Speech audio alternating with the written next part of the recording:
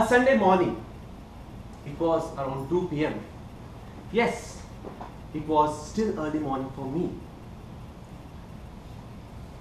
My body was still cuddled. I wanted to still sleep. The weather outside was cloudy. I couldn't realize that it was 2 p.m. but I wanted to sleep. The hunger inside me was kicking. Wake up, buddy, wake up. It finally pushed me out of the bed and pulled me out. What I did, I went, just opened the window. And what? It was a cloudy weather outside there. And it was just like the child is about to cry. One thing that struck in my mind was to hit on a long drive. The fingers itched me and it made me to go on a long drive. It made me feel, my face wanted to feel the wind gushing around my ears. Even though it was a lazy, lackadaisical, languid morning, I wanted to go out and experience the beauty. Which place can I go to view? I wanted to go on a short destination, but what stuck to my mind was Nandi Hills. How many of you have been to Nandi Hills? How many have visited Nandi Hills to view the spectacular sunrise? I had already run out of the time. I couldn't view the sunrise. It was already afternoon. But I wanted to go to this Nandi Hills. I called to my buddy and I convinced him to co-travel with me. I made him pull out of the bed, out of the house and onto the road. It was 4 p.m. and we started heading towards our destination. We were going on the way and with so much of excitement, we didn't realize that the fuel was running low. We were running our bike in a reserve mode. We had crossed almost many petrol bunks on our way in the highway. To our luck, we finally managed to get one petrol bunk, and before the petrol in the tank was reaching its top.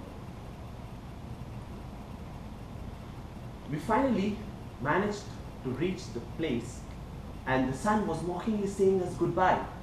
We reached at the top of the hill at the entry and the time was 5:45.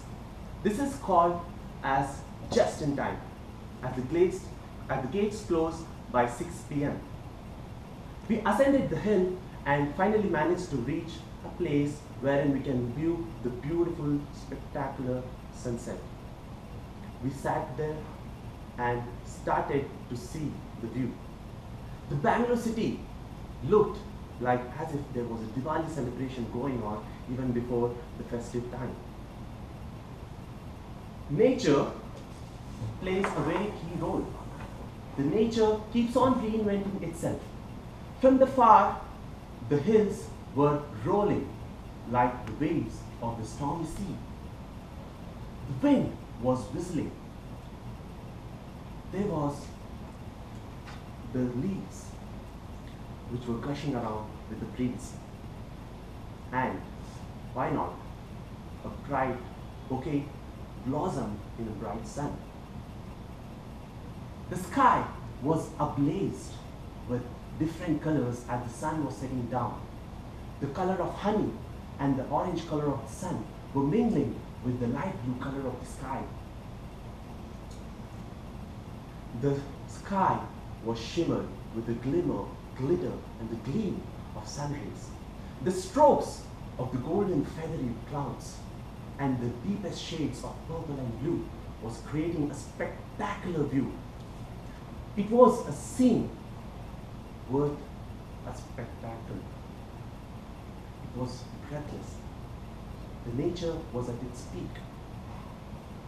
It had created a paint of different pictures in our mind. We were so happy. The happiness was in the air. As I came back to home and kept my head to the old pillow, I realized the beauty, the glimpses of all the sunset. fellow Toastmasters, and my dear guest, wake up because paradise is waiting for you. If you have to see something, then see it rather than hearing 1,000 times. Experience the beauty. Go out, travel. You have less time. Experience the sunshine and the sunrise because they are for free. You got one life, one world. Live it to the fullest and explore it. Over to you, Krishna.